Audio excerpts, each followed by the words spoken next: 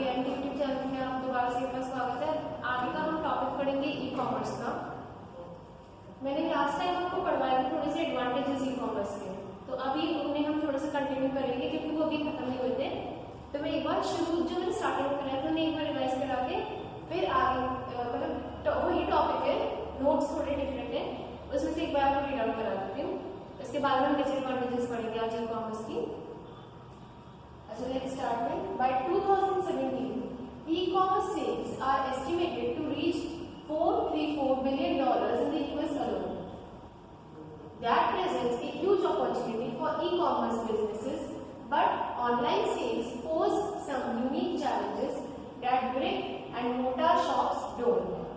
Before you decide how best to run your business, you should consider the e-commerce advantages and disadvantages. अब देखा जाए तो e commerce की sales बहुत ज़्यादा होने जा रही है, सिर्फ अकेले यूएस में ही। तो ये क्या प्रेजेंट करती है, बहुत बड़ी अपॉर्चुनिटी प्रेजेंट करती है बिजनेसेस को। पर जो ऑनलाइन सेल्स है वो क्या करती है, बहुत चैलेंजेस पोज करती हैं किसपे, बिजनेसेस पे।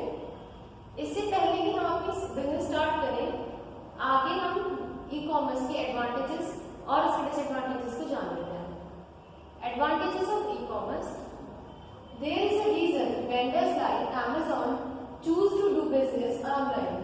It gives them some unique advantages over their store-bound competitors. The biggest advantages are the low cost, the flexibility and speed, and the high levels of data. Amazon क्यों अपना business online करना prefer करता है? इसका कोई reason है? क्या reason है इसका? इसका रीजन ये है कि ये Amazon को कि पूरे बिजनेस को एक एडवांटेज देता है उनके उसके कंपेटिटर्स के मुकाबले। जो बिगेस्ट एडवांटेज हुआ ई कॉमर्स का वो ये है कि लो कॉस्ट होती है, फ्लेक्सिबिलिटी और स्पीड होती है, हाई लेवल्स ऑफ डेटा होता है।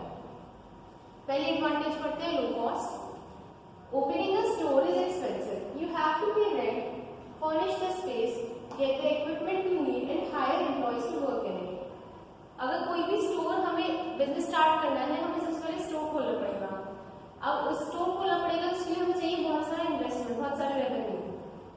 उसके लिए हमें रेंट भी देना पड़ सकता है, जगह बनाने के लिए फर्निशिंग करनी पड़ेगी और सामान इकट्ठा करना पड़ेगा।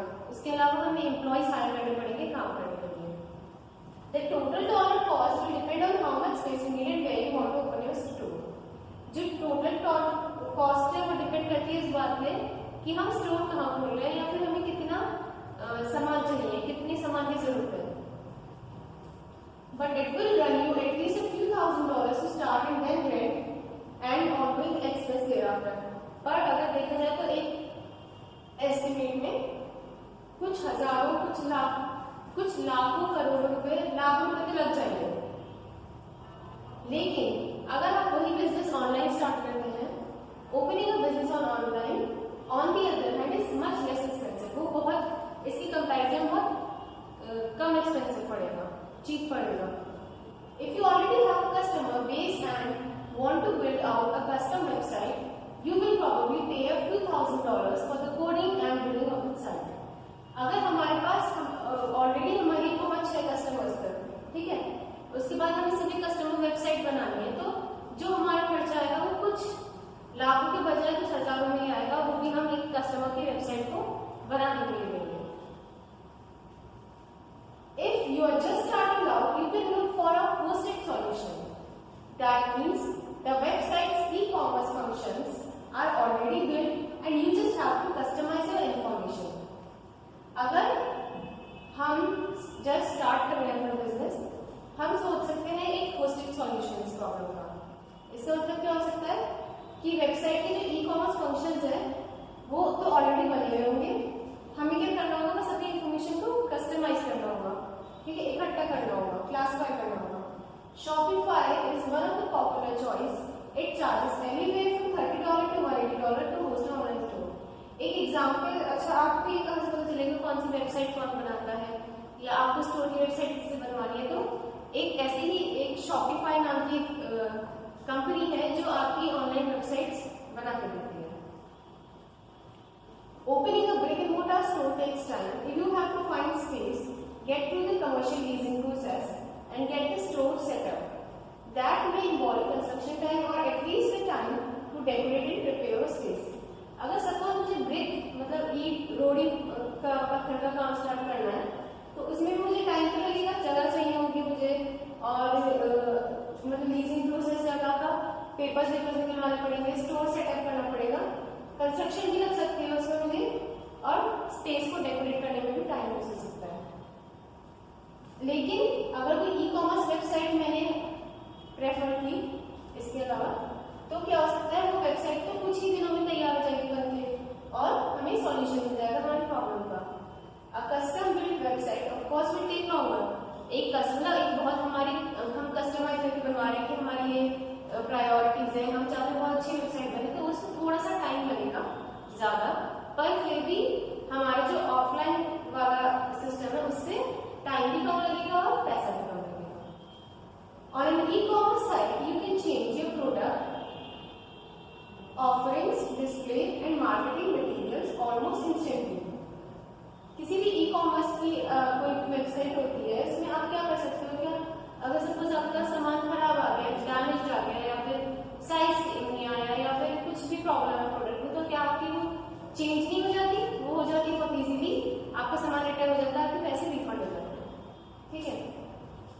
लेकिन suppose in a brick and mortar store, you will have to physically move things around and it just takes longer. An e-commerce site is extremely flexible and lets you adapt to the changes, needs of the customers and to changing demands of the business environment. अगर कोई offline store होता है, इसमें अगर हमें कुछ changes करने हो तो हमें हर काम को फिजिकली करना पड़ेगा कि हमें नया प्रोडक्ट लाना है या हमें जो सामान पसंद आ रहा है कस्टमर के मतलब डिमांड में है तो हम उसको आगे अरेंज करें। लेकिन अगर हमारा वही काम ऑनलाइन हो रहा है, ऑनलाइन स्टोर है, तो हम अपनी वेबसाइट को इस तरह से प्रिपेयर करेंगे कि जो डिमांड प्रोडक्ट्स हैं उन्हें मैं कस्टमाइज करके रख दूंगी, वो ही कुछ प्रोडक्ट्स शो होंगे, मतलब कस्टमर खुश होकर सिर्फ उन्हीं प्रोडक्ट्स को खरीदेगा। Finally an e-commerce business is flexible for you as the owner. You can work from anywhere with an internet connection. You may not even need to have the office space. You can work from home. देखा जाए तो e-commerce business क्या होता है, हमारे लिए flexible होता है। अगर हम ओनर हैं, हमारा बिजनेस है, तो हम कहीं से भी वर्क कर सकते हैं जहाँ पे इंटरनेट का कनेक्शन हो। हमें जरूरत नहीं है कि ऑफिस की स्पेस भी चाहिए, हम घर पे बैठ के भी काम कर सकते हैं। Data in 2016 data is king. All of the websites we use every day collect tons of data about us to learn how we surf the web, what sort of sites we visit and what kind of things we purchase.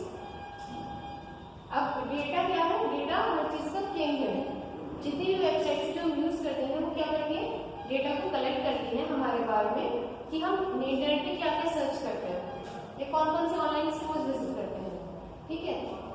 If you are running an e-commerce site, you will be able to collect data on how long your customers stay on your site.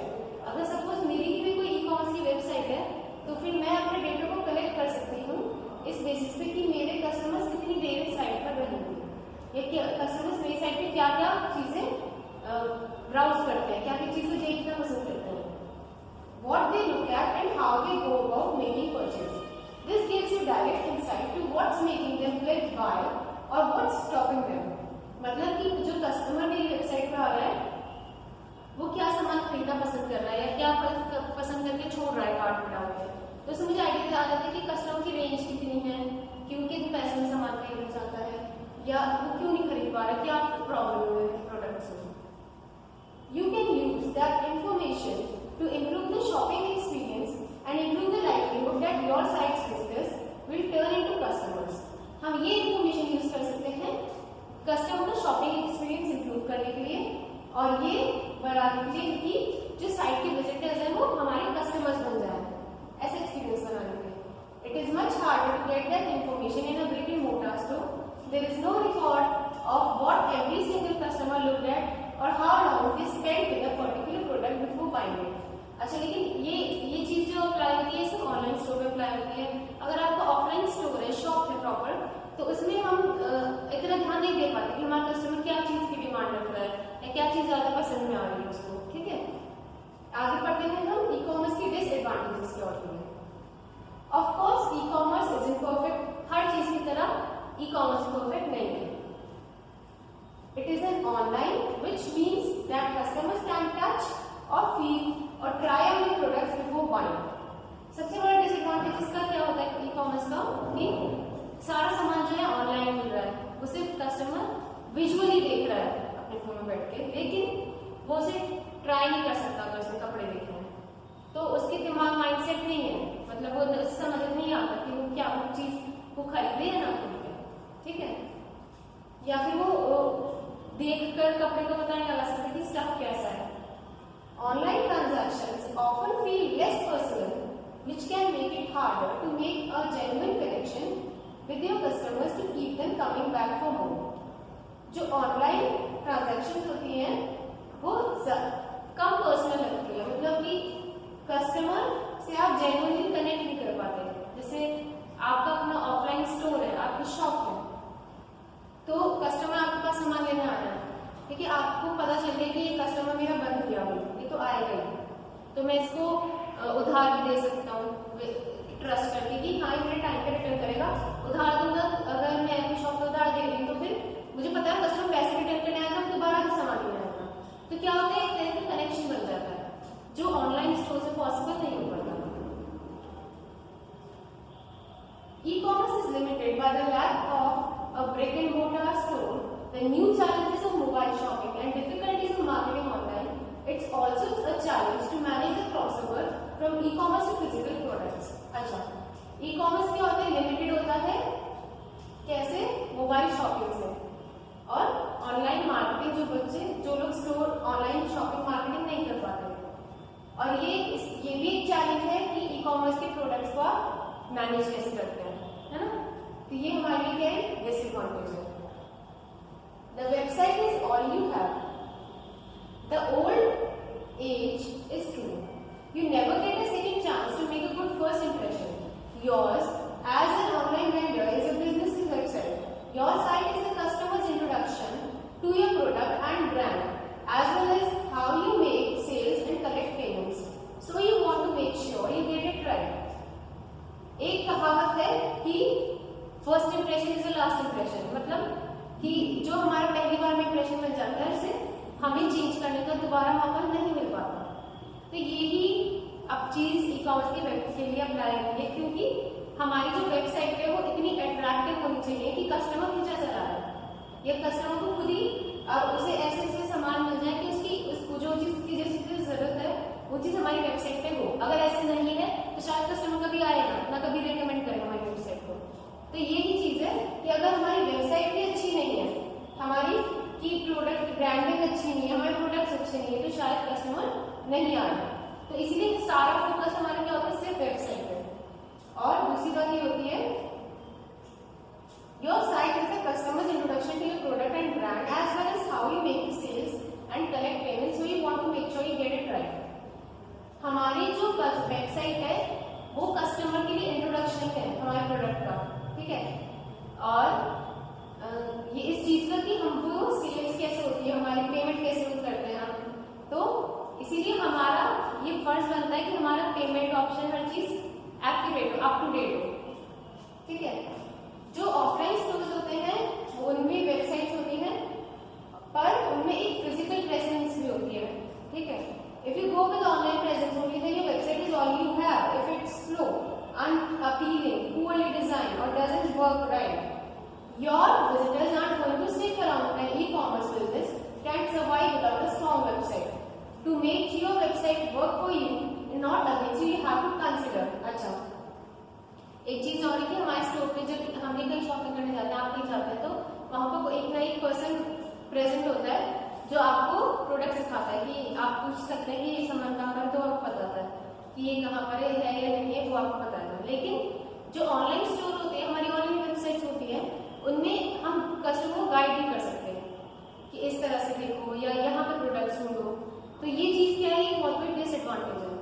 तो अगर हम चाहते हैं हमारी website पे हमारा main focus होना चाहिए बेसिकली, अगर हम चाहते हैं हमारा वेबसाइट परफेक्ट हो, तो इसके लिए ये सारे कुछ पॉइंट्स हैं जो हमें कंसिडर करने चाहिए। ये अभी मैं आपको पॉइंट्स जो है मैं नेक्स्ट लेक्चर में कराऊंगी, ठीक है। तक आप इतना रीड कर लीजिए, जितना समझ में आए। कुछ समझ नहीं आता तो आप कमेंट सेक्शन में डाल सकते हैं। वीडियो को आपको एंड तक देखना है, ओके। और अपनी अटेंडेंस के लिए आई होप कि आप अपना नेम मेंशन कर रहे होंगे हर कमेंट में। Till then take care, thank you so much.